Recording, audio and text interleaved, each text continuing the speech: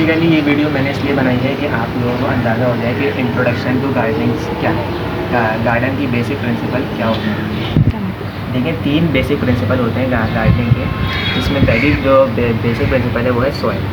अब सॉइल हमें हमेशा वेल ड्रेन और अच्छी सॉइल लेनी चाहिए। ये गार्डन सॉइल है जिसको आम ज़बान में मल मट्टी कहते हैं। ये नर्सरी में आराम से मिल जाती है। आप किसी भी नर्सरी पे आप कहीं भी रहते हो, कहीं भी जाएंगे, आप नर्सरी वाले से बोलेंगे कि मुझे मल मट्टी दे दे, तो वो आपको आराम से प्रोवाइड कर देगा। सेकंड चीज़ होती है कंपोस्ट। ये इंतहाई मेन चीज़ है और ये काऊ डंग है। अब इसमें 2 चीज़ें होती हैं, डिकम्पोज़ हो या बगैर डिकम्पोज़ हो। तो डिकम्पोज़ भी अच्छी होती है, लेकिन बगैर डिकम्पोज़ भी चलेगी, कोई मसला नहीं है। खाद पौधों की ज़रूरत इसलिए है क्योंकि ये नाइट्रोजन, फॉस्फोरस और पोटेशियम से रिच होती है और खाद जिस तरीके से इंसानों को ज़रूरत है इन सारे विटामिन की, उस तरीके से पौधों को भी ज़रूरत है। इसलिए ये बेसिक प्रिंसिपल है। थर्ड चीज़ रेत। ये है दरिया के तले हुए से निकली हुई रेत, जिसको हम रिवर सैंड भी बोलते हैं।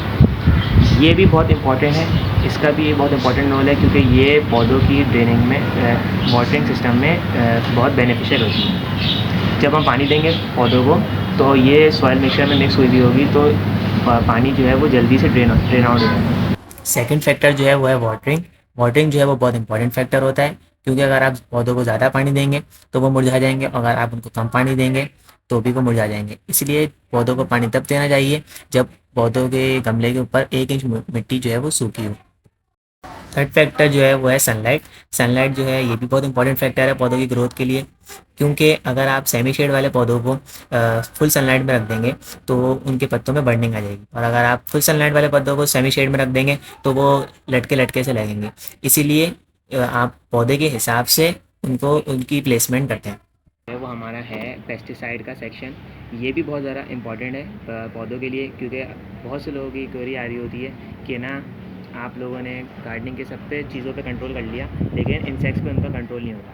तो ये बहुत बेसिक चीज़ें हैं। नीम ऑयल ये पौधों की ज़रूरत है, ये हर 1 महीने में 1 दफ़ा डालना ज़रूरी है। किंग पेस्ट ये मैं इस्तेमाल करता हूँ, आप लोग चाहें तो किसी भी गार्डनिंग जोन से कहीं से भी ऑर्डर कर सकते हैं, लेकिन ये जो है ऑल इंसेक्ट्स के लिए है।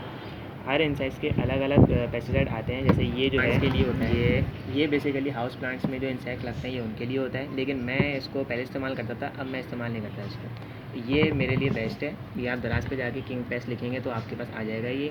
इसकी प्राइस भी इतनी कम नहीं है, लो प्राइस है, तो ये सारे कीड़ों के लिए बेस्ट है। आपका टूल्स के बारे में, तो टूल्स बेसिकली आपके पास एक सीज़र होनी चाहिए, अच्छी छोटी तेज़ धार वाली, जो कि प्रूनिंग में और ग्राफ्टिंग में काम आती है। सेकंड आपके पास कटर होना चाहिए अच्छा, जो भी प्रूनिंग और कटिंग पे काम आता है, जिसकी धार तेज़ हो। और आपके पास सीज़र होनी चाहिए एक, और कोड़ी करने के लिए आपके पास ये लोहे का औजार होना चाहिए। लास्ट थिंग जो मैं आपको बताना चाहता हूँ वो है पेस्टिसाइड। आप पेस्टिसाइड स्प्रे, ये भी बहुत ज़रूरी है। ये किसी भी नर्सरी की दुकान पे आराम से मिल जाता है। मेरे पास ये है 2 लीटर का। अगर आपके पास ये अवेलेबल नहीं है या कहीं से आपको नहीं मिल रहा है तो ये पोर्टेबल है, ये आजकल बहुत चल रहा है। ये भी आप किसी भी बॉर्डर में लगा के ईज़िली हैंड कैरी है, ये आप किसी भी तरीके से इसको इस तरीके से अप्लाई कर सकते हो। और अगर आपके पास ये भी अवेलेबल नहीं है तो ये जो है आपके पास बेस्ट ऑप्शन है। प्राइस भी कम है और ये इस तरीके से भी आप स्प्रे कर सकते हैं। तो ये थे सारे फैक्टर्स जो गार्डनिंग के लिए इम्पोर्टेंट है, बेसिक है, जिनके बगैर गार्डनिंग अधूरी है। ओके गाइस, फिर मिलते हैं आपसे नेक्स्ट ब्लॉग में किसी अच्छे कंटेंट के साथ। अपना बहुत सारा ख्याल रखिएगा। अगर आपको वीडियो अच्छी लगी हो तो प्लीज़ सब्सक्राइब माय चैनल। अल्लाह हाफ़िज़।